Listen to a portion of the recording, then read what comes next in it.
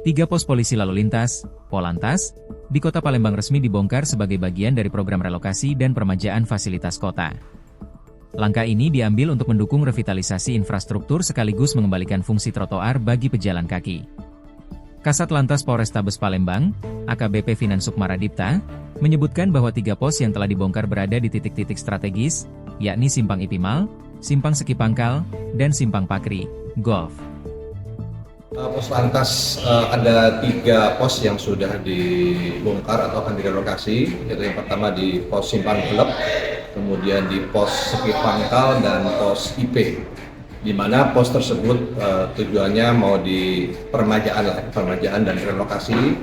Nanti alhamdulillah dari Pemkot, dalam hal ini Pak Wali Kota, kemarin juga sempat kami berkomunikasi, beliau mensupport dan mendukung dan juga akan memberikan bantuan. Nanti akan pembangunan pos-pos 3 tersebut di tempatnya juga di sekitar situ, nanti melihat ruang pos tersebut tidak mengganggu akses trotoar maupun dari masyarakat.